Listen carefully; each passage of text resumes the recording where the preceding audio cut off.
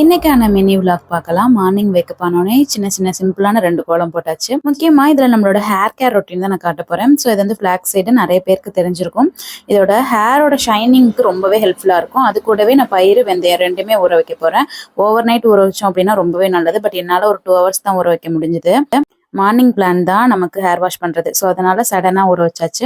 இப்போ கொஞ்சம் நான் சத்து மாவு கொஞ்சம் மட்டும் எடுத்துக்கிட்டு ஷர்விக்கு வந்து குஸ்கா ரெடி பண்ணியிருக்கேன். ப்ளஸ் வந்து ஆம்லேட் வந்து அவளுக்கு சைட் டிஷ் பண்ணிட்டேன். இன் பிட்வீன் கேப்பில் நம்ம பேக்குக்காக நான் வந்து பேஸ்ட் பண்ணிக்கிறேன் அதெல்லாம். ஸோ அது நல்லா வந்து கொரப்பாக இருக்குது. இன்னும் ஒரு 10 மினிட்ஸ் கழிச்சு தண்ணி ஊற்றி அரைச்சோம் அப்படின்னா நல்லா பேஸ்ட் ஆகிடும். ஷர்வி அகைன் நான் வந்து ஸ்கூல் ரெடி பண்ணி அப்பாவோட அனுப்பி விட்டாச்சு. இப்போ நம்மளோட ஸ்கால்ஃபில் அப்ளை ஆகிற மாதிரி நல்லா நம்ம அப்ளை பண்ணிக்கணும். இது ஒரு மாதிரி திப்பையாக தான் இருக்கும். ஏன்னா நம்ம வந்து அந்த ஃப்ளாக்ஸ் சைடு பயிறு எல்லாமே ஒரு மாதிரி திப்பையாக தான் இருக்கும். இது மாதிரி நல்லா தட்டி விட்டுக்கோங்க. இதை பற்றின ஃபுல் டீட்டெயில் வீடியோ வந்து நம்ம சேனலில் இருக்குது. கீழே இருக்கிற லிங்கை செக் பண்ணி ஃபுல் விளாக் பாருங்கள். ஸோ நம்மளோட ஹேர் வந்து அவ்வளோ ஷைனிங்காக சூப்பராக பளபளன்னு இருக்கும்.